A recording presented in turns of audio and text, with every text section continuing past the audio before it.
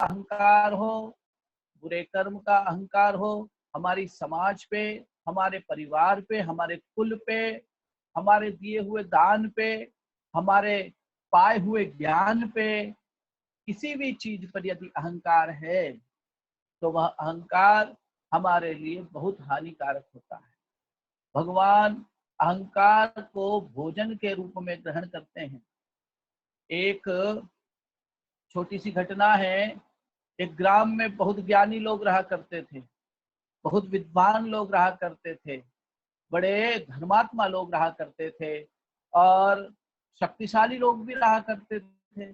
वहां पर भगवान गंगा तट पर पहुंचे भगवती पार्वती जी के साथ में, और पार्वती जी को एक अबला का स्वरूप धारण करवा दिया। खुद ने भगवान ने कोढ़ी का स्वरूप धारण कर लिया।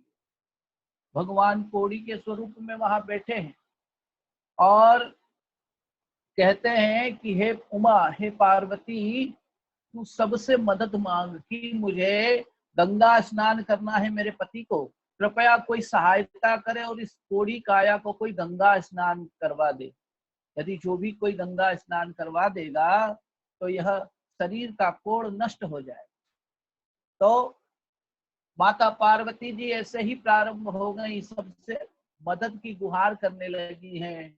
उस ग्राम के लोग बड़े बलवान हैं, बलवान को बल का अभिमान है, अहंकार है, और ज्ञानी है, ज्ञानी को ज्ञान का अहंकार है, और किसी को धन का अहंकार है, किसी को कुल का अहंकार है। ऐसे सभी लोग वहां पर, पर्व था, पर्व पर स्नान कर रहे हैं। उस पर्व काल में सभी लोग स्नान करते हैं, आते जाते उस सुंदर स्त्री को, अबला स्त्री को देखते हैं और विचार करते हैं यह इस कोढ़ी के साथ में क्या कर रही है। ज्ञानी व्यक्ति कहता है इसका संग छोड़ दे और हमारे संग में आ जा।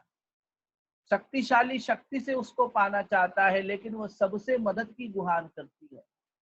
सबसे मदद की गुहार करते करते यही कहती है कि मेरे पतिदेव को स्नान करा दें। लेकिन जब अहंकार होता है व्यक्ति के जीवन में, अहंकार हमारी प्राप्त की हुई विद्या को, प्राप्त की हुई प्राथमिकता को, या किसी सिद्धि को, किसी भी प्रकार की सिद्धि को उपयोग करने में बड़ा बाधक हो जाता है। हमारे ज्ञान के सामने भी जब ज्ञान का अहंकार हो जाता है तो हम उस ज्ञान का सदुपयोग नहीं कर सकते। हमारे विद्या का अहंकार हो जाता है, विद्या का सदुपयोग नहीं कर सकते, सिद्धि का उपयोग नहीं कर सकते, धन का उपयोग नहीं कर सकते, यदि हमारे जीवन में अहंकार आ गया है। कोई भी व्यक्ति उस कोढ़ी को, जो भगवान शंकर है, गंगा स्नान कराने नहीं पहुंचता है। एक अलग से ही एक व्यक्ति आता है जिसके ज्ञान भी है, बल भी है, बुद्धि भी है, लेकिन अहंकार के स्थान पर उसके मन में भक्ति है। भक्ति जिसके हृदय में अहंकार के स्थान पे आ जाती है तो वह जीवन में सब कुछ प्राप्त कर लेता है। वह, उस व्यक्ति ने उस जैसे ही कोढ़ी को स्पर्श किया, गंगा स्नान कराने के लिए जैसे ही एक कदम आगे बढ़ाया, वहीं पर भगवान शंकर और पार्वती दोनों प्रसन्न होकर के इस खड़े हो गए हैं। और उस ब्राह्मण ने, उस व्यक्ति ने जो स्तुति करी है, भगवान से यही मांगा कि प्रभु, इन लोगों के जीवन में ज्ञान है, विद्या है, लेकिन भक्ति नहीं है। बल भी है शरीर में, लेकिन भक्ति नहीं है। प्रभु, इनके जीवन में जो अभिमान है, जो अहंकार है, उसका आप भोग लीजिए, उसका आप ग्रहण कीजिए, और इनको श्राप देने के बजाय, दंड देने के बजाय अपनी भक्ति की स्थापना इनके हृदय में कीजिए।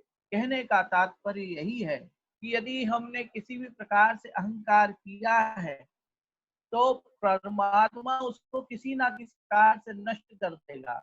जैसे कि एक माता अपने बालक के अंग में कहीं फोड़ा हुआ देखती है कि इसको फोड़ा हो गया है, इसको बड़ी फुंसी हो गई है और अब बहुत पक रही है, अब कुछ नहीं कर सकती। बच्चे का जो घाव है, जो दर्द है, वो ऐसा असहनीय हो रहा है, उससे सहन नहीं होता।